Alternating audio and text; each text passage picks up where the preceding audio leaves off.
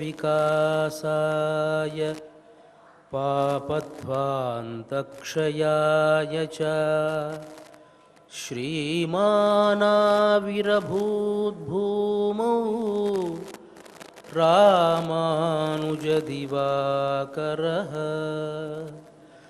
श्रीमानाविरभूद्भूमौ रामानुजदिवाकरः। శ్రీ శ్వేతవరాహ కల్ప అధినాయకుడైనటువంటి వరాహస్వామి పాదారవిందాల చింత అఖిలాండకోటి బ్రహ్మాండ నాయకుడు కలియుగ ప్రత్యక్ష దైవము అయినటువంటి శ్రీనివాసుని పద్మాల వద్ద తిరుప్పావైజీయర్ అని పేరుగాంచినటువంటి భగవద్ రామానుజుల పరంపరా ప్రాప్తమైనటువంటి శ్రీ శ్రీ శ్రీ పరమహంస పరివ్రాజకాచార్యవర్యులు ఉభయ వేదాంత ప్రవర్తకాచార్యులు అయినటువంటి తిరుమల శ్రీపదజీయంగార్ల పవిత్ర మఠ ప్రాంగణంలో భాగవత ఆచార్యుల అనుగ్రహంతో తిరుమల తిరుపతి దేవస్థానములు శ్రీ వెంకటేశ్వర భక్తి ఛానల్ వారి సౌజన్యంతో ధనుర్మాస ఉత్సవ కార్యక్రమంలో నేటికి మనం 22వ పాశురంలోకి ప్రవేశించాం. ప్రతిరోజు మాదిరిగానే ముందుగా భగవద్ రామానుజుల వైభవాన్ని తెలుసుకుని కార్యక్రమంలోకి ప్రవేశిద్దాం. ఆత్మానమస్య నిరయాత్ స్వయముద్ధరిష్యన్ తం యాదవం కిమనువర్తితవానసిత్వం యద్వా తదాత్మ విపత్ ఉత్తరణానుషంగో రామానుజస్య సదృశం తదుపాసనంచ అని శ్రీ వాధూల వీరరాఘవాచార్య స్వామివారు రామానుజ అతిమానుషస్తవం అనేటువంటి గ్రంథంలో వివరించినటువంటి ఈ శ్లోకాన్ని మనం చెప్పుకోబోతూ ఉన్నాం. భగవద్ రామానుజుల వైభవాన్ని తెలియజేస్తూ, ఓ రామానుజ, మిమ్మల్ని ఆశ్రయించినటువంటి వారి అందరికీ కూడా శ్రీరంగనాథుడు ముక్తిని ప్రసాదిస్తాను అని చెప్పాడు కదా. మరి అలాంటి మీరు యాదవ ప్రకాశులు అనేటువంటి ఒక గురువుని ఎందువల్ల ఆశ్రయించారు, ఆయన వల్ల ఎందుకు కష్టాలు పొందవలసి వచ్చింది అని ప్రశ్న వేసుకుంటూ, ఒకవేళ ఆ ఆచార్యుడికి కూడా నువ్వే ముక్తిని ప్రసాదించాలి అని నీ సంబంధాన్ని కల్పించి ఆయన్ని ఆశ్రయించి ఉండవచ్చునేమో అని చెప్పి చమత్కారంగా భగవద్ రామానుజుల వైభవాన్ని తెలియజేస్తారు. మరి అలాంటి భగవద్ రామానుజుల పరంపరకు సంబంధించినటువంటి ఇద్దరు మహనీయులు మనకు ప్రత్యక్షంగా ఇక్కడ వేంచేసి ఉన్నారు. వారికి నా మనఃపూర్వక దండ ప్రణామాలు సమర్పించుకుంటూ కార్యక్రమాన్ని ప్రారంభించవలసిందిగా ప్రార్థిస్తున్నాను.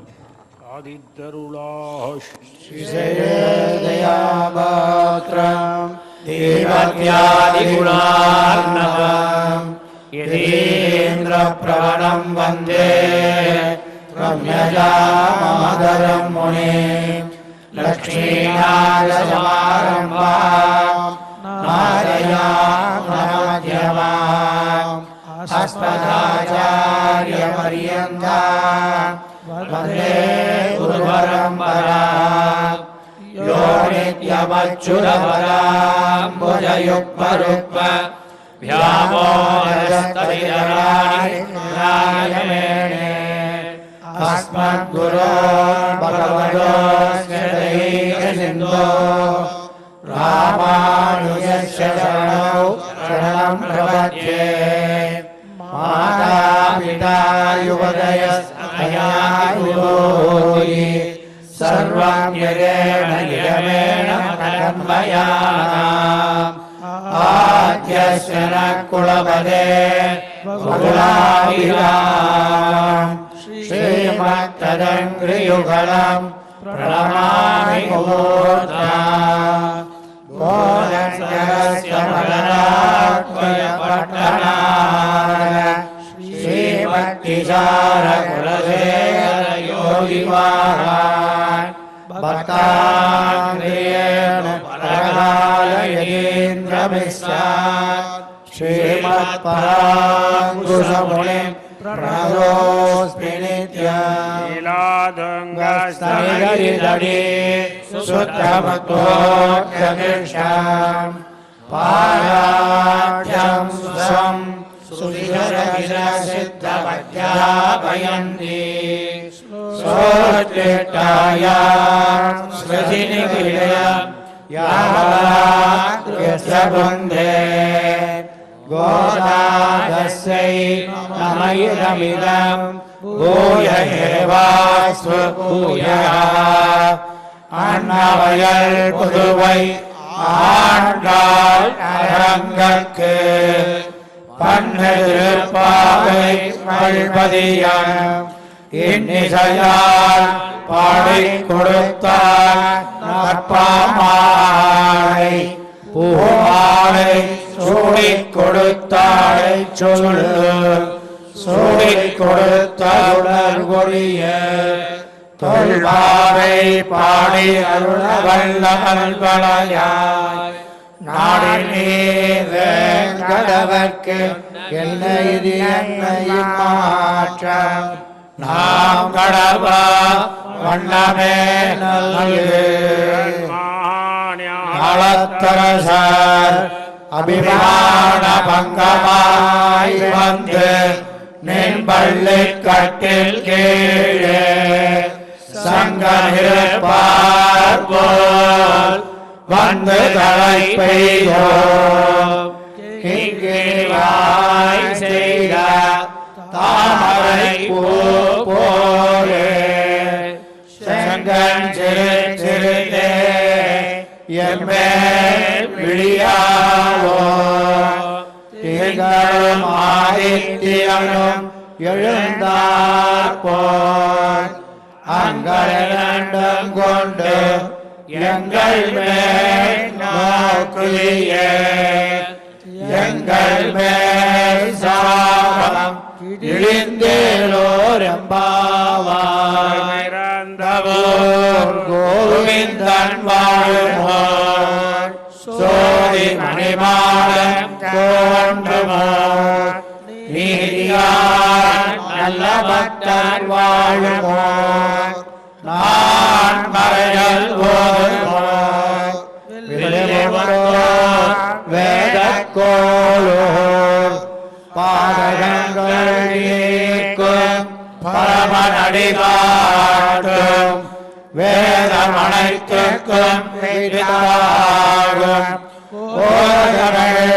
ஓதமைந்தும் அறியாத மாடரை வையம் சுமப்பதும் வம்பு வாடிப்பூரத்தில் ஜெகத்துதித்தாள் வாழிய திருப்பாவை 30 செப்பினாள் வாழிய பெரியாழ்வார் பெற்றெடுத்த பெண்பிள்ளை வாழிய பெரும்போது நாமுனிக்கு பின்னாள் வாழிய 143 வைத்தாள் வாழிய உயரங்கற்கே என்னை உகந்தளித்தாள் வாழிய வாழும் திருமள்ளி வளராடு வாழிய வன்புதுவனகோதை மலர்பதங்கள் வாழிய. శ్రీమతే రామానుజాయ నమః. శ్రీమద్వరవరమునయే నమః. ముందుగా పాశురాన్ని అనుసంధానం చేసుకొని కార్యక్రమంలోకి ప్రవేశిద్దాం. அங்கண்மாஞாலத்தரசர் அபிமான பங்கமாய் வந்து என் பள்ளில் கட்டில் கீழே சங்கமிருப்பார் போல் வந்து தலை பெய்தோ இங்கிணிவாய் செய்த தாமரை பூ போலே செங்கண் சிரிச்சிறிதே எம்மேல் விழாவோ திங்களும் ஆதித்யனும் எழுந்தாற்போல் அங்கனிரண்டும் கொண்டு எங்கள் மேல் நோக்குதியே எங்கள் மேல் சாபம் இழந்தேலோர் எம்பாவாய் ఆళ్వార్ తిరువడిహళే శరణం. ప్రియ భగవద్ బంధువులారా, 5 ఏళ్ల చిరుప్రాయంలోనే పెరియాళ్వార్లకు బిడ్డగా తాను దొరికి తిరుప్పావై అనేటువంటి వ్రతాన్ని ఆచరించి భగవంతుణ్ణే భర్తగా పొందినటువంటి భాగ్యశీలి గోదా అమ్మ. ఆమె మనకు ఆచరించి అందించినటువంటి ఈ తిరుప్పావై ప్రబంధంలో ఒక్కొక్క ముత్యాన్ని మనం ఏరుకుంటూ వెళుతూ ఉన్నాం. ఇవాల్టి ఈ పాశురంలో వందు తలై పెయ్దో వచ్చి చేరాము అని ఒక్కసారి నిర్భరత్వంగా. ఇప్పుడు కొండ ఎక్కేటువంటి వాళ్ళు మొదటి మెట్టు ప్రారంభించి ఎక్కుదాం అని మొక్కుకుంటారు. ఎక్కేటప్పుడు కొంచెం కష్టంగా ఉంటుంది. మధ్యలో ఎందుకు మొక్కుకున్నామా, ఇవన్నీ ఎక్కాల్సి వస్తుందే అని అనిపిస్తూ ఉంటుంది. ఏవో మాటలు చెప్పుకుంటూ వస్తారు. చిట్ట చివరి మెట్టుకు ఎక్కిన తర్వాత అబ్బా వచ్చేసామయ్యా, కొండకి వచ్చేసాం అని ఎట్లా అయితే అనుకుంటారో అట్లానే వ్రతాన్ని ఆచరిద్దాము అని అనుకున్నారు.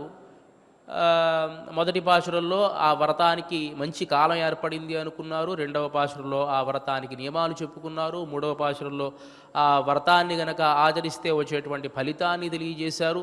తర్వాత పాశురంలో వ్రతానికి ఉండేటువంటి ఆటంకాలు పరమాత్మే తొలగిస్తాడు అని తెలియజేశారు. తరువాత నుంచి ప్రతి గోపికను ఒక 10 మంది గోపికలను మేలుకొలిపి వాళ్ళ ద్వారా వాళ్ళందరినీ కలుపుకొని నందగోపుడి గృహానికి వచ్చారు. నందగోపుణ్ణి యశోదాదేవిని మేలుకొలిపారు. తర్వాత పురుషకార స్వరూపిణి అయినటువంటి నీలాదేవిని ఒక 3 పాశురాలలో మేలుకొలిపి ఆమె చెప్పినటువంటి విధంగా నిన్నటి పాశురంలో పెరుమాళ్లను స్తుతించి ఆ తలుపులు తెరుచుకోగానే లోపలికి వెళ్ళి అబ్బా కృష్ణుణ్ణి మనం పొందాము, వందు తలై పెయ్దోం, అబ్బా వచ్చి మనం చేరాము అని నిర్భరత్వంగా ఉన్నారు. వాళ్ళు లోపలికి ప్రవేశించారు. కృష్ణుడు నీలాదేవి ఏకాంతంగా ఉండేటువంటి ఆ గదిలోకి వాళ్ళు ప్రవేశించారు. కృష్ణుడు మాత్రం వాళ్ళని చూడల, అంటే కళ్ళు తెరవల. కృష్ణుడు కళ్ళు మూసుకునే ఉన్నాడు. ఆయన అంటే లేచాడు, లేచి కూర్చున్నాడు, కానీ కళ్ళు మూసుకునే ఉన్నాడు. వీళ్ళ ఎవరిని కూడా చూడలే ఆయన. నిన్నటి భాషల్లో తెలియజేశారు, పరమాత్మ ఒక్కొక్క అవతారంలో ఒక్కొక్క రకంగా తన సమాధి స్థితిని కూడా పోగొట్టుకొని ఏ అవతారంలో ఏ పని చేస్తున్నాడో తెలియకుండా ఆయన ప్రవర్తిస్తూ ఉంటాడు అని చెప్పి ఆయన చేష్టలు మనం చెప్పుకున్నాం కదా. సరిగ్గా అలాంటి సంఘటనే మనకు భగవద్ రామానుజుల విషయంలో కూడా తెలుస్తుంది. భగవద్ రామానుజులు మేలుకోట అనేటువంటి దివ్య దేశంలో ఉండేటువంటి ఆ సంపత్కుమారులని ప్రతిష్ఠ చేసిన తర్వాత ఉత్సవమూర్తిని ఏర్పాటు చేయవలసి వచ్చింది.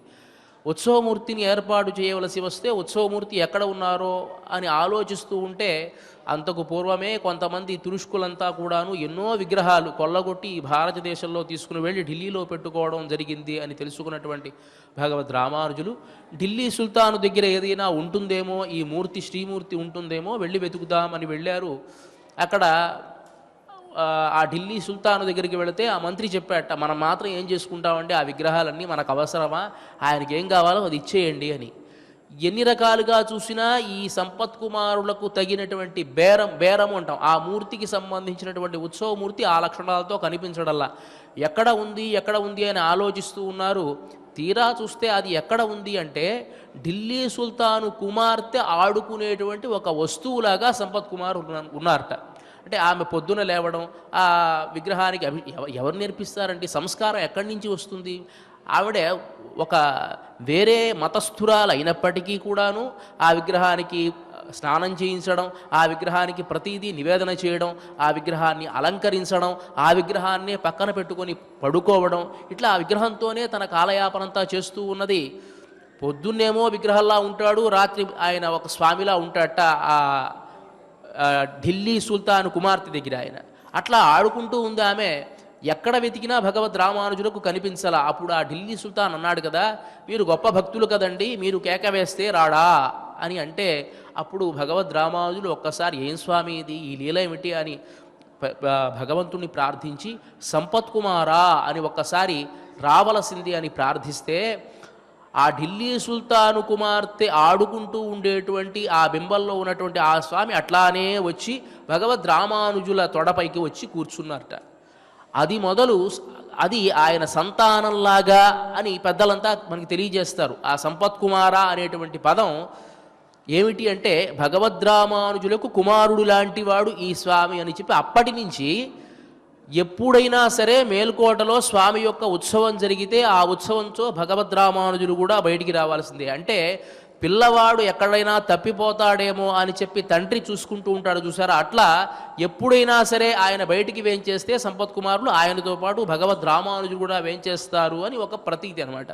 అంటే ఆ సమాధి స్థితిని కూడా విడిచిపెట్టి పరమాత్మ ఒక్కొక్క సందర్భంలో ప్రవర్తిస్తూ ఉంటాడు. అలాంటి ఆ స్వామి ఈ గోపికలంతా కూడా ఇంత కష్టపడి నీలాదేవి చెప్పినట్లుగా ప్రాధేయపడి ప్రయత్నించి లోపలికి ప్రవేశిస్తూ ఉంటే వాళ్ళని చూడకుండా కొన్ని ప్రశ్నలు వేయడం ప్రారంభించాడు. వందు తలై పేదో వచ్చి చేరాము అని అంటున్నారే, మీకు ఎంత అహంకారము, ఎలా వచ్చి చేరతారు? నేను ఎవరిని అనుకుంటున్నారు మీరు? నేను క్షీరసాగరం నుంచి వచ్చినటువంటి పరమాత్మను, మీరా గోకులంలో ఉండేటువంటి అజ్ఞానులు, మీరు వచ్చి నన్ను పొందగలరా? మీకంత శక్తి సామర్థ్యాలు ఉన్నాయా అని అడిగాడు ఆయన. అంటే అయ్యయ్యో అదంత పెద్ద మాట అండి, మాకంత శక్తి సామర్థ్యాలు ఉన్నాయని నేను చెబుతున్నాను. వందు తల ఇప్పేదోం అంటే మా ఉద్దేశం అంటే వచ్చి చేరాము. ఎవరి ద్వారా వచ్చి చేరాము అంటే భాగవత గోష్ఠి ఉన్నది, పురుషకార స్వరూపిణి అయినటువంటి లక్ష్మి అయినటువంటి ఆ నీలాదేవి యొక్క పురుషకారంతో వచ్చి నిన్ను చేరామయ్యా అని చెబుతున్నామే, కానీ దీంట్లో మా అహంకారం లేదు స్వామి. నిజంగా పురుషకార స్వరూపిణి అయినటువంటి నీలాదేవి గనక ఇలా మీరు కీర్తించండి అని చెప్పకుండా ఉండినట్లయితే ఏ విధంగా నిన్ను చేరుకునే వాళ్ళం? ఆమె యొక్క సహకారంతోనే నిన్ను వచ్చి చేరాము అని చెప్తూ ఉన్నారు. అంటే పరమాత్మ దగ్గర మనం వెళ్ళి ఆశ్రయించినప్పుడు ఇది నా ప్రయత్నం కాదు, భాగవతుల తర్వాత ఆ పురుషకార స్వరూపిణి తర్వాత ఆచార్యుల అనుగ్రహంతో మీ దగ్గరికి నేను వస్తూ ఉన్నాను అని చెప్పుకోవాలి అనేటువంటిది పెద్దల యొక్క దీంట్లో మార్మికమైనటువంటి ఒక విషయం. రామాయణంలో కూడాను సీతాదేవి అశోకవనంలో ఉంది, హనుమంతుడు వెళ్ళాడు. హనుమంతుడు వెళ్ళి నేను ఫలానా వాణ్ణి అని చెప్పుకోవడానికి రామకథనంతా కూడా చెప్పాడు. సరే, సంతోషించింది సీతాదేవి, హనుమంతుడిని నమ్మింది. కానీ పూర్తిగా నమ్మకం కలగాలి కదా. పూర్తిగా హనుమంతుడు నిజంగానే వానరుడా, రామచంద్రమూర్తి దగ్గర నుంచి వచ్చాడా అనేటువంటిది తాను తెలుసుకోవాలి కదా. ఆ తెలుసుకోవాలి అంటే కొన్ని ప్రశ్నలు వేయాలి. ఆమె అన్నది కదా, క్వతే రామేణ సంసర్గ కథం జానాసి లక్ష్మణం వానరాణాన్నరాణాంచ కథమాసీత్ సమాగమ. ఓ హనుమా, క్వతే రామేణ సంసర్గ, రాముడితో మీకు సఖ్యం ఎలా ఏర్పడింది? కథం జానాసి లక్ష్మణం, లక్ష్మణుని ఎట్లా మీరు తెలుసుకున్నారు? వానరాణాన్నరాణాంచ, వారా నరులు రామచంద్రమూర్తి లక్ష్మణస్వామి, మీరా వానరులు, మరి మీ ఇద్దరికీ కూడా సాంగత్యం అనేటువంటిది ఎట్లా ఏర్పడింది అని అడుగుతూ, యాని రామస్య లింగాని లక్ష్మణస్య చ వానర, రాముడు ఎట్లా ఉంటాడో లక్ష్మణుడు ఎట్లా ఉంటాడో చెప్పు. అంటే ఒక వ్యక్తి మీద మనకు కొంచెం అనుమానం ఉంది, కానీ నమ్మాలి అని అనిపిస్తోంది, కానీ అనుమానం ఉంది. అనుమానం తీర్చుకోవాలి, రాముడు ఎట్లా ఉంటాడో చెప్పు అంటే ఆయన తెల్లగా చాలా అందంగా ఉంటాడు, చాలా ఇలా ఉంటాడు, తెల్లగా ఉంటాడు. రాముడు తెల్లగా ఉంటాడు కదా, ఆయన నల్లగా ఉంటాడు అని చెబితే అప్పుడు నమ్మవచ్చు. ఈ లక్షణాలు గనక హనుమంతుడు పొరపాటున చెబితే వచ్చినటువంటి వాడు రామదూత కాడు అని తెలుసుకోవచ్చు. అంతే కదా. అంటే ఇప్పటిలాగా నువ్వు ఎక్కడి నుంచి వచ్చావు, నీ ఆధార్ కార్డు చూపించు, ఇలా లేదు కదా అవకాశం. అప్పుడంతా కూడా పాపం అంత టెక్నాలజీ లేదు. కాబట్టి ఏదో ఒక లక్షణాన్ని చెప్పాలి. రామచంద్రమూర్తి ఎలా ఉంటాడు, లక్ష్మణుడు ఎలా ఉంటాడు అని చెబుతూ, యాని రామస్య లింగాని లక్ష్మణస్య చ వానర తాని భూయ సమాచక్ష్వ. ఇందాక నువ్వు రామకథంతా చెప్పావు. సీతాదేవికి నమ్మకం కలగడం కోసమే ఆయన రామకథంతా చెప్పేశాడు. ఫలానా దశరథ చక్రవర్తి ఉన్నాడు, ఆయనకు ఒక నలుగురు కుమారులు ఉన్నాడు, దాంట్లో రాముడు చాలా పెద్దవాడు, దాంట్లో సరే సీతాదేవితో వివాహం అయింది, ఆయన అడవికి వచ్చాడు, ఇవంతా కూడా చెప్పాడు. కానీ భూయ మళ్ళీ నాకు వివరంగా చెప్పు. ఏం చెప్పు? తాని భూయ సమాచక్ష్వ నమాంశోక సమావిశేత్. నాకు ఇంతకు పూర్వం ఇంతకాలం కూడా ఈ రావణాసురుడి భవంతిలో ఉండి అంటే ఎంత తెలివిగా మాట్లాడుతుందో చూడండి. ఒకటేమో రెండు రకాలుగా ఆలోచిస్తోంది సీతాదేవి.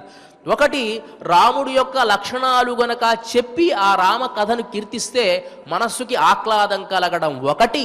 ఇంకోటి, వచ్చినటువంటి వాడు నిజంగా రామచంద్రమూర్తి యొక్క దూత కాదా అని ఎంత తెలివిగా మాట్లాడుతుందో చూడండి. అక్కడ ఆ మాటలో రెండు రకాల అర్థాలు. ఒకటి, నా మనస్సుకి ఆహ్లాదం కలుగుతుంది రామచంద్రమూర్తిని వర్ణిస్తే అని ఒక అర్థము. ఇంకోటి, నిజంగా వచ్చినటువంటి వాడు దూత కాదా తెలుసుకోవచ్చు అనమాట.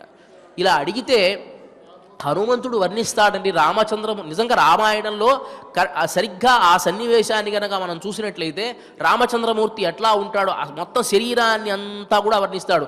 రామచంద్రమూర్తికి కడుపు దగ్గర 3 మడతలు ఉంటాయి, తర్వాత కంఠం దగ్గర 3 మడతలు ఉంటాయి, ఆయన నల్లగా ఉంటాడు, ఆయన యజుర్వేదాన్ని చక్కగా అధ్యయనం చేశాడు, 3 వేదాలు కూడాను బాగా అధ్యయనం చేసినటువంటి వాడు, అన్ని శాస్త్రాల్లో కూడా నిష్ణాతుడు, ఆ భుజాలన్నీ కూడాను దీర్ఘంగా ఉంటాయి, చాలా బలిష్టంగా ఉంటాయి. ఇలా ఎంత బాగా వర్ణిస్తాడు అంటే రామచంద్రమూర్తి యొక్క ఆకారం మన కంటి ముందు ఉన్నదా అన్నట్లుగా వర్ణిస్తాడు ఆ రామచంద్రమూర్తి యొక్క ఆకారాన్ని.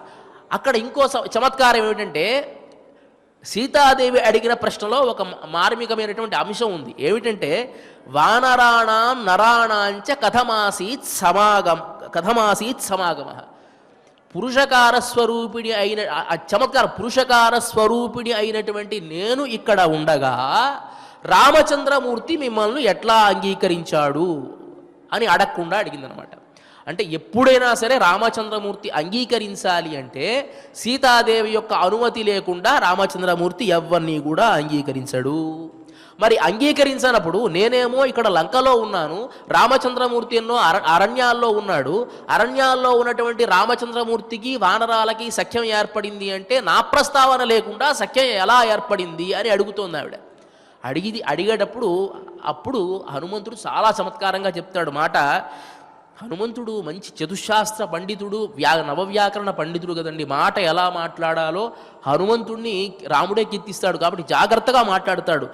జానంతీపత దిష్ట్యామాం వైదేహి పరిపృచ్ఛసి భర్తు కమలపత్రాక్షి సంస్థానం లక్ష్మణస్య చ. అమ్మా, నీకు ఈ లోకంలో తెలియందే ఉంది, అన్నీ కూడా నువ్వు తెలిసిందానివే. రామచంద్రమూర్తి యొక్క లక్షణాలన్నీ చెప్పాలి అని నా చేత చెప్పిస్తున్నావు, ఇది నా యొక్క భాగ్యం, తప్పకుండా నేను వర్ణిస్తాను అని వర్ణిస్తూ రామచంద్రమూర్తికి ఈ సుగ్రీవుడికి కలిగిన సఖ్యం ఎలా కలిగిందో చెప్తాను వినమ్మా.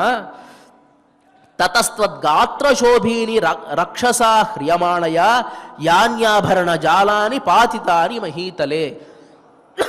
నీకు పూర్వం అరణ్యవాసం చేస్తూ ఉండగా అనసూయాదేవి ప్రేమతో ఎన్నో రకాల ఆభరణాలు ఇచ్చింది కదా.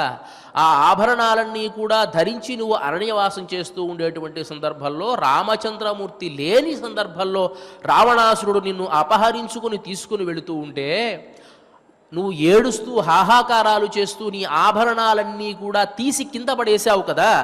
తతస్తద్గాత్రశోభీని రక్షసా హ్రియమాణయ యాన్యాభరణ జాలాని పాతితాని మహీతలే. నువ్వు పడేశావు కదమ్మా, ఆభరణాలన్నీ కూడా పడేశావు కదా. ఆ ఆభరణాలని తాని సర్వాణి రామాయ ఆనీయ హరియూథపాహ సంహృష్టా దర్శయామాసుర్గతింతు నవిదుస్తవ. అలా నువ్వు పడేసినటువంటి ఆ ఆభరణాలన్నీ కూడా వానరరాజైనటువంటి సుగ్రీవుడికి అంటపడి అదంతా జాగ్రత్త చేయబడి రామచంద్రమూర్తి వచ్చినప్పుడు అవన్నీ కూడా మేము రామచంద్రమూర్తికి చూపించడం జరిగిందమ్మా. అప్పుడు ఆ రామచంద్రమూర్తి ఆ ఆభరణాలన్నీ కూడా తన ఒళ్ళో పెట్టుకుని ఒక్కొక్క ఆభరణాన్ని కూడా స్పృశిస్తూ నిన్ను చూసినట్టుగా తాను అనుభూతి చెంది, ఆహా ఇది సీత నుదిటిలో పెట్టుకునేటువంటిది కదా ఈ ఆభరణము, ఈ ఆభరణం భుజకీర్తులుగా భుజాలకి పెట్టుకునేటువంటి ఆభరణము కదా, ఇది సీత నడుముకు కట్టుకునేటువంటి ఆభరణము కదా అని ఒక్కొక్క దాన్ని చూస్తూ ఆనందపడుతూ ఆనంద బాష్పాలు రాల్చాడమ్మా. ఆ విధంగా ఆ సుగ్రీవుడికి రాముడికి మైత్రి ఏర్పడింది. అంటే సీతాదేవి యొక్క ఆభరణ అంటే పురుషకారం ఎలా ఉంటుంది, తాను ప్రత్యక్షంగా ఉండాల్సినటువంటి అవసరంలా ఆ ఆభరణాలు చూడడం వల్ల రామచంద్రమూర్తి సుగ్రీవుడితో సఖ్యం చేశాడు. తర్వాతే అగ్ని ప్రదక్షిణం చేసి సఖ్యాన్ని నిలబెట్టుకున్నాడు రామచంద్రమూర్తి అని చెప్పడం. అంటే పురుషకారం యొక్క స్వరూపం లేకపోతే పరమాత్మ యొక్క సందర్శనం జరగదు స్వామి అని చెబుతూ అక్కడ చెప్పాడు హనుమంతుడు. ఇక్కడ కూడా వీళ్ళన్నారు అక్కడ పరమాత్మ అడిగేటువంటి ప్రశ్నకి ఎలా సమాధానం చెప్పాలి అని తెలియజేస్తున్నారు ఇక్కడ. అలా అడిగితే అయ్యయ్యో స్వామి, ఆ నీలాదేవి యొక్క అనుగ్రహం లేకపోతే మేము ఎట్లా వచ్చి ఆశ్రయించగలం అని చెప్పి తెలియజేస్తే, సరే ఎలా వచ్చారు మీరంతా కూడా, మీరు ఎట్లా వచ్చారు, ఒక్కొక్కళ్ళుగా వచ్చారా? నిన్నటి భాషలో మాత్తార్ ఉనక్ బలి తొలయిందు ఉన్ వాషర్కణ్ ఆత్తాదు వందు నడిపణియుమా పోలే పోత్తియాం వందో. మేము వచ్చామన్నారు కదా. వచ్చామంటే ఎట్లా వచ్చారు అంటే దానికి చెబుతున్నారు. మొత్తం అంగన్మాజ్ఞాలత్తరశర్ అభిమాన భంగమాయ్ శంఖ విరుప్పార్బోల్ సమూహాలుగా వచ్చాము. అందరూ 5 లక్షల మంది కూడా వచ్చి మీ ముందుంటాం. ఎందుకు ప్రశ్న వేస్తున్నారు అంటే, కృష్ణుడు కళ్ళు తెరవడల్లా. కళ్ళు తెరవాలి అంటే భాగవత గోష్ఠినంతా ఒక్కసారిగా తాను చూడాలి. ఇప్పుడు ప్రతి వాళ్ళకి ఒక అలవాటు ఉంటుంది, మంచి వాళ్ళకు ఉంటుంది లేండి అలవాటు. ఏమిటంటే తెల్లవారుజాము అవగానే మేల్కొనేటప్పుడు కళ్ళు తెరిచేటప్పుడు ఒక మంచి భగవంతుడి యొక్క ఆ విగ్రహాన్ని చూడడము, ఆ ఫోటోని చిత్రపటాన్ని చూడడము. లేదు అంటే కొంతమంది ఏమి చేస్తారంటే పొద్దున్నే చక్కగా ఈ చేతులంతా ఇట్లా రుద్దుకొని ఇలా రెండు చేతులు చూసి కరాగ్రే వసతే లక్ష్మి కరమధ్యే సరస్వతి కరమూలేదు గోవింద ప్రభాతే కరదర్శనం అని శ్లోకాన్ని చెప్పుకుని వాళ్ళు చేతులు చూడడం కొంతమందికి అలవాటు. వేకువజామునే లేచేటప్పుడు మంచి ఒక వస్తువుని చూడాలి అని శాస్త్రం చెబుతోంది కదా. మనం భగవంతుని చూస్తాం, భగవంతుడు ఎవరిని చూస్తాడు అంటే భక్తుల్ని చూస్తాడట. ఇది దీంట్లో ఉండేటువంటి రహస్యం. ఏమంటే మీ ఇష్టం ప్రకారం మీరు వ్యాఖ్యానం చేస్తే ఎట్లా అంటే, ఉద్ధవుణ్ణి కృష్ణుడు గోకులానికి పంపించేటప్పుడు ఉద్ధవుడికి చాలా రహస్యాలు చెబుతాడు. గోపికలంటే నా ప్రాణాలతో సమానం, వారిని ఎడబాసి నేను ఉంటున్నాను అంటే నా అవతారంలో కొన్ని పనులు కావాలి కాబట్టి నేను అట్లా ఉంటున్నాను, కానీ వారిని ఒక క్షణమాత్రం కూడా విడిచిపెట్టి ఉండేటువంటి శక్తి నాకు లేదు ఉద్ధవా. నన్ను అందరూ అల్లరి పిల్లవాడు అని అంటారు. గోకులంలో ప్రతి గోపిక వెనక నేను పడ్డవాడినే. ఎందుకు పడతానో తెలుసా? అనువ్రజాం యహన్నిత్యం పూయయేత్యంఘ్రిరేణుభి.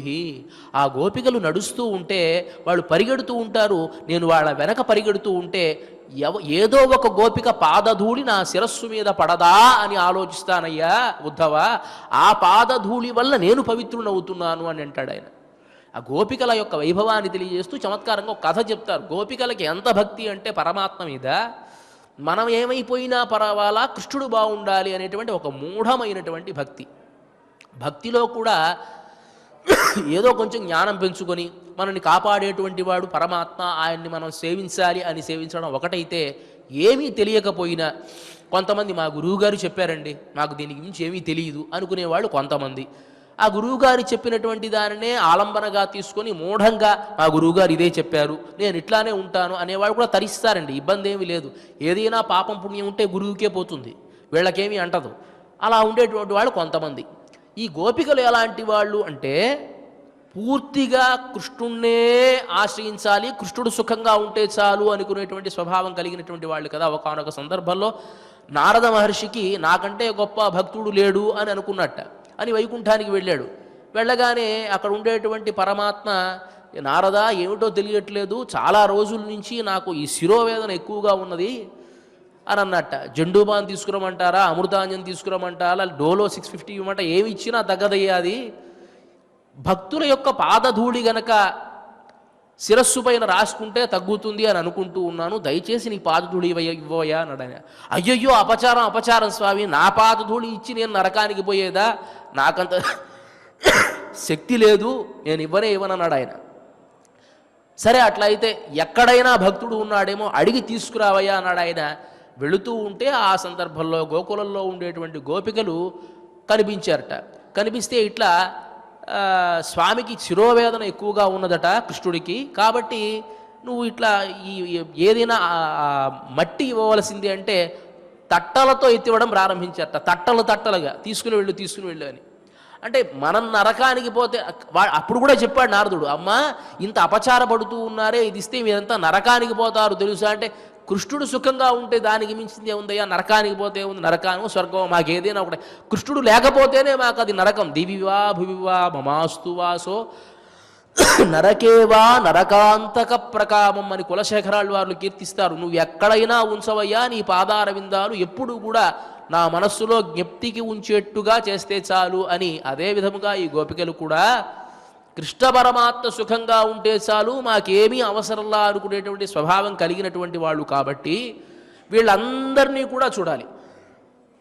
కాబట్టి ఎలా వచ్చారు, వీరంతా సమూహంగా వచ్చారా లేకపోతే ఒక్కొక్కళ్ళుగా వచ్చారా అని అడుగుతున్నాడు. కళ్ళు తెరవాలి ఆయన కాబట్టి అడుగుతూ ఉన్నాడు. అందరం వచ్చామయ్యా. సరే వచ్చారు.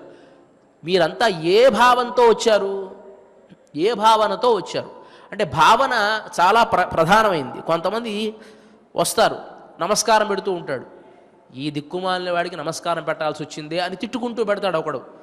గత్యంతరం లేదండి ఏమి చేస్తా నమస్కారం పెట్టాలి అనేవాడు ఒకడు వస్తాడు. కొంతమంది పనే కానీ వీడి పని మనం తేరుద్దాం అని మనస్సులో పెట్టి నమస్కారం పెట్టేవాడు. నమస్కారంలో చాలా రకాలు ఉంటాయి. కాబట్టి అలా వచ్చారా తెలియాలి కదా అందరికీ కూడా. ఇప్పుడు పరమాత్మ దగ్గరికి మీరంతా వచ్చారంటే పూర్తిగా అహంకారాన్ని విడిచిపెట్టి వస్తేనే శరణాగతి చేసినట్టు. శరణాగతి అంటే ఎట్లా చేయాలంటే నువ్వు తప్ప మాకెవరూ కూడా లేరు అని చేస్తేనే దాన్ని శరణాగతి అని అంటాం. మనకు రామాయణంలో శరణాగతి చేయడం చాలా కష్టం అనే విషయాలు చాలా సందర్భాల్లో చూపిస్తాడు. ప్రతి వాడికి ఒక అహంకారం అనేది ఉంటుంది. స్వాత్మాభిమానం అని అంటాం కదా, దాన్ని అహంకారం అనకూడదు. అహంకారము వేరు, స్వాత్మాభిమానము వేరు. స్వాత్మాభిమానము అంటే మనకంటూ ఒక అభిమానం ఉంటుంది. ప్రతి వాడి దగ్గర యాచన చేయకూడదు, ప్రతి వాడి దగ్గర వంగి నమస్కారం పెట్టకూడదు అనేది స్వాత్మాభిమానం ఉండాలి, ప్రతి మనిషికి అది ఉండాలి. అహంకారం అంటే మనకు ఉన్నదానికంటే ఎక్కువగా ఆలోచించడం, నేను చాలా గొప్పవాడిని అయిపోయాను, నన్ను మించినవాడు ఈ ప్రపంచంలో లేను కూడా అహంకారం. అది స్వాత్మాభిమానం అంటే నాకెంత ఉంటే ఉండుగాక, నేను అడుక్కు తినేవాడిని అవ్వచ్చుగాక. ఇప్పుడు అడుక్కు తినడానికి వెళ్ళానా, వాడు 10 రూపాయలు వేసాడు, నమస్కారం పెట్టి వచ్చేసా. ఈ కనిపించినప్పుడల్లా నమస్కారం పెట్టకూడదు, అంతే, నా పని అయిపోయింది, అంతవరకే. అది స్వాత్మాభిమానం అంటారన్నమాట. స్వాత్మాభిమానం మనుషుల దగ్గర ఉండవచ్చు, కానీ పరమాత్మ దగ్గర స్వాత్మాభిమానాన్ని కూడా విడిచిపెట్టేయాలి అని శాస్త్రం చెప్తుంది మనకి. హనుమంతుడు రావణాసురుడి దగ్గరికి దూతగా వెళ్ళినప్పుడు రామచంద్రమూర్తి యొక్క వైభవాన్ని తెలియజేస్తూ అంటాడు కదా, రావణాసురా, నీకు చాలా అహంకారం ఉందయ్యా, నీకు శక్తి ఉన్నది అని నువ్వు విర్రవీగుతూ ఉన్నావేమో. నీకు వరం ఇచ్చినటువంటి వాడు ఒకడున్నాడు, బ్రహ్మ, నీకు వరం ఇచ్చినటువంటి వాడు. ఆ బ్రహ్మ గురించి చెబుతాను. బ్రహ్మ స్వయంభూ చతురాననోవా, నువ్వు రామచంద్రమూర్తి ఏమీ చేయలేడు అని అనుకుంటున్నావు కదా, నీకు వరం ఇచ్చినటువంటి బ్రహ్మ ఉన్నాడు కదా, ఆ బ్రహ్మ ఎలాంటి వాడు అంటే ఈ సృష్టి అంతా చేసేటువంటి వాడు. ఇంకా ఎలాంటి వాడు అంటే 4 ముఖాలతో 4 వేదాలు కూడా వల్లించేటువంటి వాడు. అలాంటి వాడైనా రుద్ర త్రినేత్ర త్రిపురాంతకోవా, ఈ సంహారం చేసేటువంటి రుద్రుడు ఉన్నాడే శివుడు, ఆయన ఎలాంటి వాడు అంటే ఆయన త్రిపురాసుర సంహారం చేసినటువంటి వాడు. 3 కన్నులు ఉన్నటువంటి వాడు, 3వ కన్ను తెరిచాడంటే మన్మధుణ్ణే భస్మం చేసినటువంటి వాడు కదా. కాబట్టి అలాంటి వాడైనా ఇంద్ర మహేంద్ర సురనాయకోవా, ఇంద్రుడు వృత్రాసురుణ్ణి సంహరించడం వల్ల మహేంద్రుడుగా పేరు పొందినటువంటి వాడు. అనేకమైనటువంటి సురగణం అంతా కూడాను తన వెనక ఉన్నటువంటి ఇంద్రుడైనా సరే త్రాతుం నశక్తా యుధి రామవధ్యం, రాముడు సంహరించాలి అని గనక అనుకుంటే వాళ్ళంతా నమస్కారం పెట్టి నీ పన్ను నువ్వు చూసుకోరామా, దాంట్లో మేము వేలు పెట్టం అని అంటారయ్యా.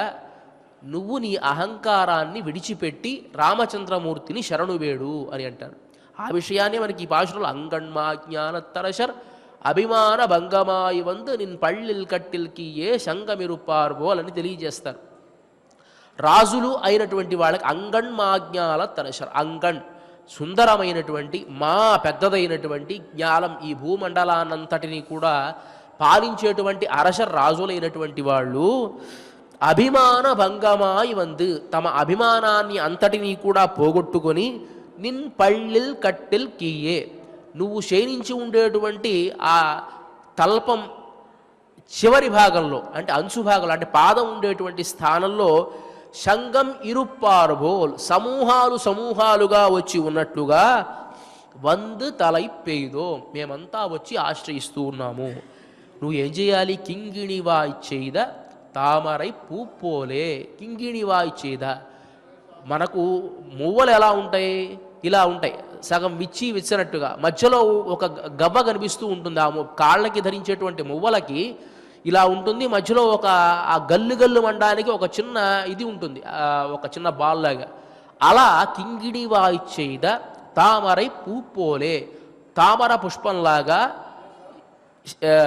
తామరై శంగణ్ శిరిచ్చిరిదే, ఎర్రనైనటువంటి ఆ నేత్రాలు నెమ్మదిగా వికసిస్తూ ఉండగా ఎమ్మేల్ వీళ్ళావో, మాపైన నీ కంటి చూపును ప్రసరింపజే. ఎలా తింగళు ఆదిత్యను మెళుందార్పోల్, సూర్య చంద్రులు ఇద్దరూ కూడా ఒకేసారి ఉదయించేటట్లుగా అంగనిరండుంగొండెంగళ్ మేల్ నోక్కుదియేల్, ఆ 2 నేత్రాల ద్వారా మమ్మల్ని చూసినట్లయితే ఎంగళ్ మేల్ శాపం ఇழந்து, మా పైన ఉండేటువంటి శాపం పోతుంది అని వాటి భాషల్లో అర్థం.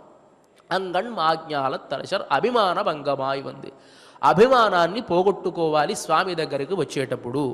ఎలా నేను ఈయన దగ్గరికి వస్తూ ఉన్నాను, నాకు మళ్ళీ ఎలాంటి చోటు కూడా ఉండకపోయినా పర్వాలా, ఈయన ఆదరించినా ఆదరించకపోయినా ఈయన దగ్గరే నేను పడి ఉండాలి.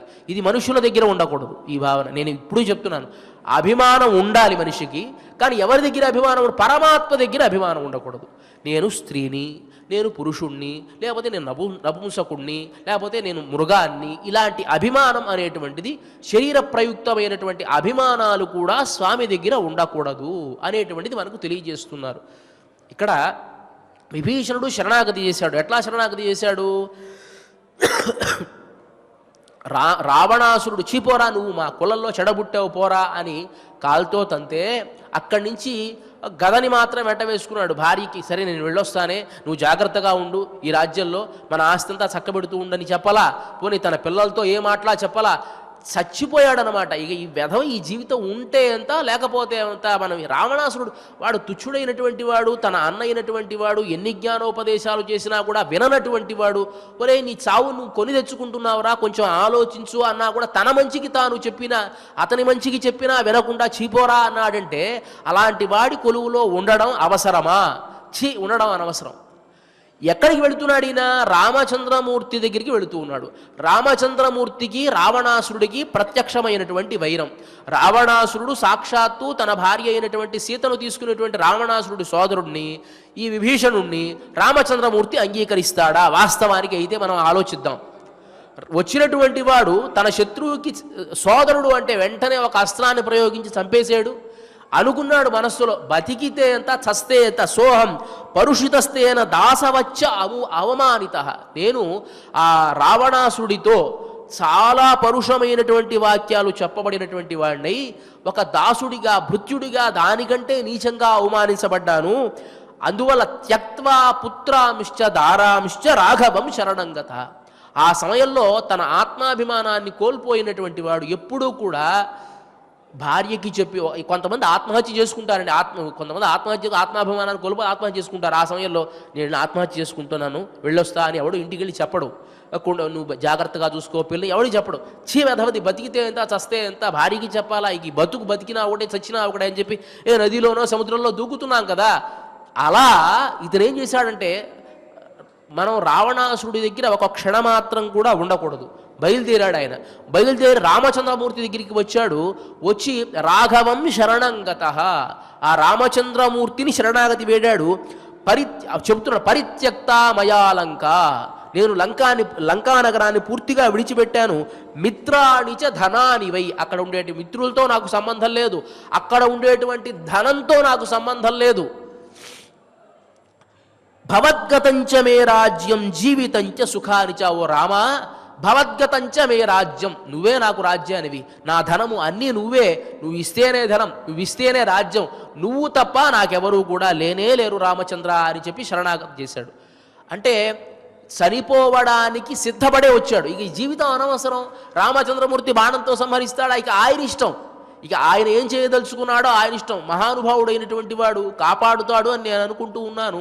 కాపాడితే కాపాడుతాడు, సంహరిస్తాడా ఇక ఆయన ఇష్టం. కానీ వీడి దగ్గర మాత్రం ఒక క్షణకాలం మనం ఉండకూడదు అని ఎట్లా అయితే వచ్చాడో అట్లా రావాలట పరమాత్మ దగ్గరికి. మనం వచ్చేటప్పుడు ప్రతి వాళ్ళకి ఒక అహంకారం, నేను స్త్రీను. ఇప్పుడు ద్రౌపది నిండు సభలో వస్త్రాపహరణం చేస్తూ ఉంటే ఎన్నో రకాలుగా ప్రయత్నించింది, ధర్మ సంబంధమైన ప్రశ్నలన్నీ కూడా వేసింది. నేను ధర్మ విజితనా అధర్మ విజితనా, మీరే న్యాయం చేయండి అని ఆ నిండు సభలో అడిగింది. మహానుభావులైన వాళ్ళంతా కూడా ఆ సభలో ఉన్నారు. ఎవ్వరూ కూడా మాట్లాడలేదు. ఇక దుశ్శాసనుడు వస్త్రాభరణం చేస్తూ ఉన్నాడు. ఈ స్త్రీ ప్రయుక్తమైనటువంటి తన ప్రయత్నం తాను చేసింది. దానికి మించి చేయగలిగింది ఏమీ లేదు. ఏమి చేసింది? 2 చేతులు పైకెత్తింది, గోవిందా అంది. ఇక మళ్ళీ చీర పట్టుకోవడం, చీర లాగా ఇంకా అనవసరం. ఇక మనం ఏం చేయలేము. ఇక మనం చేయగల పని దాటిపోయింది. ఇక ప్రాణం పోతుందో, ఏం పోతుందో, మానం పోతుందో, ఇక అంతా కూడా పరమాత్మ కాపాడుకోవాలి అంది. 2 చేతులు పైకెత్తి గోవిందా అని మాత్రం ఉంది. అప్పుడు నేను స్త్రీనా, నేను పురుషుణ్ణా అనేటువంటి భావం మనకుండనే ఉండకూడదు. ఆ స్త్రీ ప్రయుక్తమైనటువంటి అహంకారం కానీ, నేను రాజునని కానీ, నేను భృత్యుణ్ణి అని కానీ, ఇలాంటి అహంకారం పరమాత్మను మనం ఆశ్రయించేటప్పుడు ఉండకూడదు అనే విషయాన్ని మనకు తెలియజేస్తూ ఉన్నారు. ఇక్కడ ఈ గోపికలు కూడా అంటున్నారు, మేము స్త్రీలమయ్యా, ఆ స్త్రీ ప్రయుక్తమైనటువంటి ఏదైతే అభిమానం కూడా ఉంటుందో, ఎవరైనా చుట్టుపక్కల వాళ్ళు చూస్తే నవ్విపోతారు అనేటువంటి అభిమానం కూడా ఉంటుందో, దానినంతటినీ కూడా విడిచిపెట్టి మేము వచ్చాము. మనకు కొన్ని అనుమానాలు వస్తాయి. కృష్ణుడు పురుషుడు కదా, వీడు స్త్రీలు కదా. మనం పరమాత్మ తత్వాన్ని పురుషుడుగా చూస్తే పురుషుడు, స్త్రీగా చూస్తే స్త్రీ అండి. అక్కడ నమ్మాళ్ళ వాళ్ళ ఆణల్లన్ పెళ్ళన్నల్ అల్లా వలియు మల్లన్ అని కీర్తిస్తారు. ఆయన పురుషుడు కాదు, స్త్రీ కాదు. దానికే వ్యాసుల వారు కూడా న స్త్రీ న పుమాన్ న షండ అని అంటారు. న స్త్రీ, ఆయన స్త్రీ కాదు. స్త్రీ కాదంటే పురుషుడా అని అంటే నా పుమాన్ అని పురుషుడు కాదు. వెంటనే మనకు అనుమానం వస్తుంది, నపుంసకుడేమో అని. నా షండ, నపుంసకుడు కూడా కానే కాదు ఆయన. అలాంటిది ఒక పరమాత్మ తత్వం ఒక రూపాన్ని ధరించి వచ్చినప్పుడు పురుషుల్లా వస్తుంది, స్త్రీగా వస్తుంది, ఎలా అయినా రావచ్చు. ఆయన పురుషుడు అనేటువంటి భావంతో మనం చూడకూడదు. అలాంటి ఆ పరమాత్మ తత్వం దగ్గరికి మనం వెళ్ళినప్పుడు జీవుడు కూడా స్త్రీయా పురుషుడా అనేటువంటిది ఈ శరీరాన్ని బట్టి వస్తుంది తప్ప, శరీరానికి ఆ ధర్మాలు ఏర్పడతాయి తప్ప ఆత్మకి అలాంటి ధర్మాలు ఉండనే ఉండవు. ఆత్మ అనేటువంటిది ఎలా అయితే పరమాత్మ తత్వం లాంటిదో ఆత్మ కూడా అలాంటిది. దానికి పురుషుడు స్త్రీ అనేటువంటి భావం ఉండనే ఉండదు ఆ ఆత్మకు. ఆశ్రయించేటప్పుడు కూడా ఈ ఆత్మగా నేను వెళ్ళి ఆశ్రయిస్తూ ఉన్నాను, నేను ఈ పురుషుణ్ణి, నేను రాజుని, నేను భృత్యుణ్ణి, ఇలాంటివన్నీ ఈ శరీర సంబంధాలు కాబట్టి దీన్ని విడిచిపెట్టాలి అని చెప్పి అంగణ్ మాజ్ఞాల తరశర్.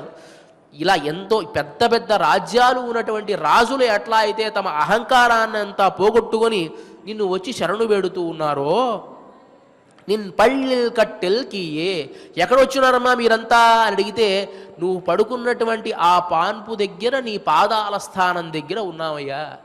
మాకు తెలుసు మా స్థానం ఎక్కడో, ఎక్కడ ఉండాలో మాకు తెలుసు, ఎక్కడ ఉంటే నువ్వు చూస్తావో మాకు తెలుసు. ఎందువల్ల శిరస్థానంలో ఉంటే ఎలా అయితే దుర్యోధనుడిని నువ్వు వదిలిపెట్టేసావో అట్లా వదిలిపెట్టేస్తావు. పాదాలు పట్టుకుంటే ఎవడు కూడా వదిలిపెట్టాడు. ఎవరైనా ఒక మనిషిని ఎంత దుర్మార్గుడైనా కానివ్వండి, నువ్వు తప్ప నాకెవరు లేరయ్యా అని చెప్పి పాదాల మీద పడిపోతే వాడు ఎంత సిగ్గుపడిపోతాడో తెలుసా అండి. అయ్యయ్యో వీడు నా పాదాలు పట్టుకుంటూ ఉన్నాడే, వీడికి ఏదో రకంగా మనం సహాయం చేయాలి అని అనుకుంటాడా? వాడి చేతనంతలో వాడి పరిధిలో వాడు చేస్తాడా లేదా? అలా నీ పాదాల దగ్గరే మేము నిన్ను పళ్ళిల్ కట్టెలకియే శంగమిరుప్పార్బోల్, సమూహాలుగా ఈ 5 లక్షల మంది వచ్చి ఉన్నామయ్యా. 100 తలైప్పేదో వచ్చి చేరాము. నీలాదేవి అనుగ్రహంతో, ఈ భాగవత గోష్ఠి అనుగ్రహంతో వచ్చి చేరామయ్యా. కింగిణివాయిచ్చేద తామరైప్పు పోలే శంగణి చిరిచిరిదే ఎమ్మేల్ విళ్ళావో. ఇప్పుడు నువ్వు నీ నేత్ర సౌందర్యం ద్వారా మమ్మల్ని కటాక్షించాలి. ఎలా కటాక్షించాలి?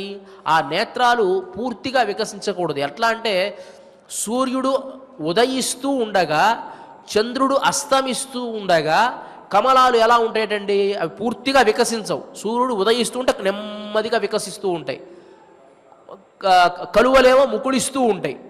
ఆ సంధికాలంలో కమలాలు ఎలా ఉంటాయి? కొంచెం వికసించి వికసించకుండా ఉంటే మధ్యలో ఉండేటువంటి దాని ఏమంటారు, దిమ్మె అంటాం దాన్ని, అది కనిపించి కనిపించకుండా చాలా అందంగా కనిపిస్తుంది చూసావా?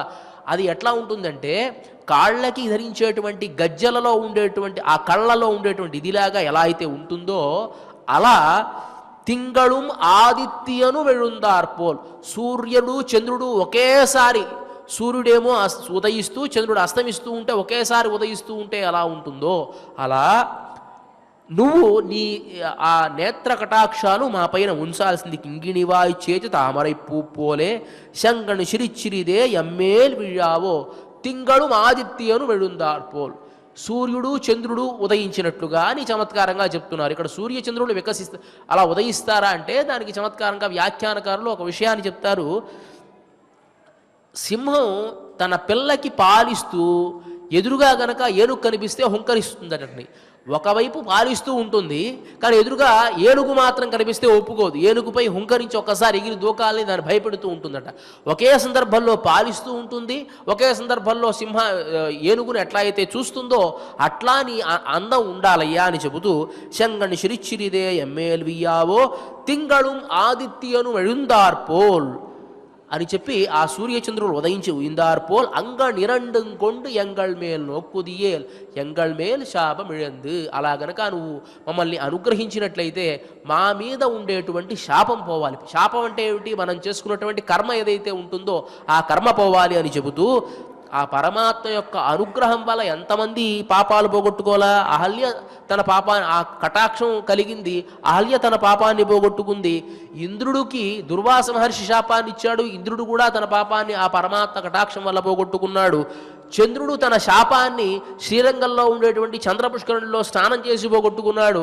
ఇట్లా ప్రతీదీ కూడా ఆ పరమాత్మ కటాక్షం వల్ల జరుగుతుంది కదా. మా మీద కూడా ఉండేటువంటి ఆ కర్మభూయిష్టమైనటువంటి ఏవైతే ఆ కర్మ విపాకం కావలసిన కర్మలు ఉన్నాయో అవన్నీ కూడా పోయి నిన్ను చేరుకునేట్లుగా మమ్మల్ని అనుగ్రహించాలి స్వామి అని చెబుతూ శరణాగతి ఎలా చెయ్యాలి, పరమాత్మని ఎలా ఆశ్రయించాలి అని చెబుతూ నధర్మనిష్ఠోస్మి నచాత్మవేది నభక్తివాన్ త్వచ్చరణ. స్వామి, నా దగ్గర ఏమీ కూడా లేదు, నా దగ్గర అకించన అన్యగతిశరణ్య. నువ్వు వెళ్ళమని చెప్పి అంటే ఎక్కడికి వెళ్ళలేదు, నా దగ్గర గతి ఏమీ లేదు. దానికి ఉదాహరణ చెప్తారు.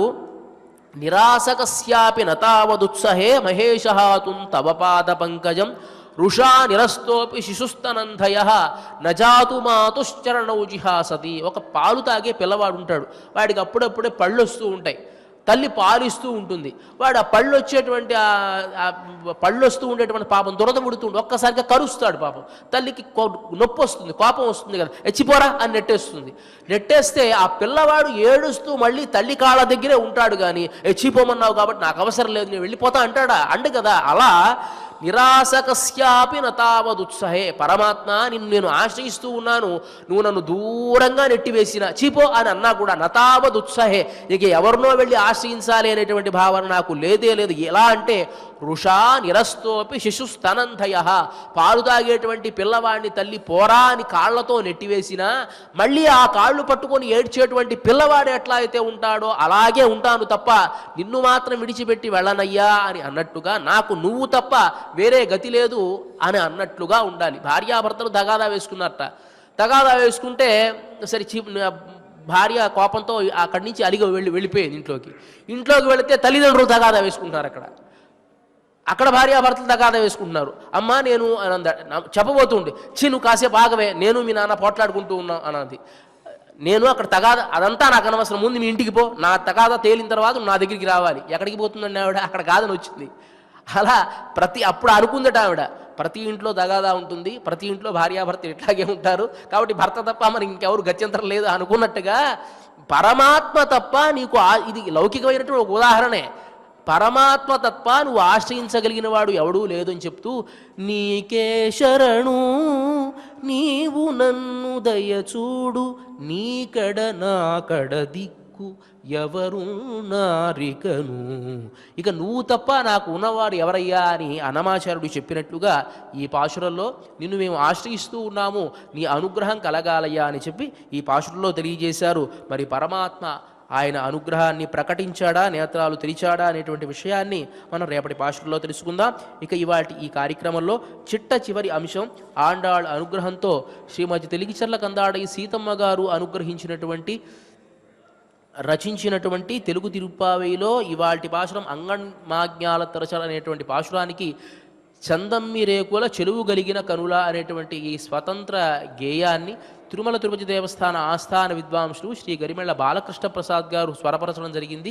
దీనిని తిరుమల తిరుపతి దేవస్థానములు ఎస్వి సంగీత నృత్య కళాశాల అధ్యాపకురాలు శ్రీమతి అనువ్రత గారు నాదరిరాజన మంటపం ద్వారా గానం చేయడం జరుగుతుంది. ఈ కార్యక్రమాన్ని మనం ప్రత్యక్ష కార్యక్రమం ద్వారా వీక్షించవచ్చు. ఇక ఈ కార్యక్రమాన్ని క్షమాప్రార్థన నుంచి మంగళం వరకు మనమంతా కలిసి పారాయణ చేసి ముగిద్దాం. అథ క్షమా ప్రార్థన యదక్షరపద భ్రష్టం మాత్రాహీనం చ యద్భవేత్ తత్సర్వం క్షమ్యతాం దేవ నారాయణ నమోస్తుతే. అథ భగవత్సమర్పణం కాయేన వాచా మనసేంద్రియైర్వా బుద్ధ్యాత్మనా వా ప్రకృతే స్వభావాత్ కరోమి యద్యత్ సకలం పరస్మై నారాయణాయేతి సమర్పయామి. అథ లోకక్షేమ ప్రార్థనా స్వస్తి ప్రజాభ్యః పరిపాలయంతాం న్యాయేన మార్గేణ మహీం మహిషాః గోబ్రాహ్మణేభ్యః శుభమస్తు నిత్యం లోకాః సమస్తాః సుఖినో భవంతు.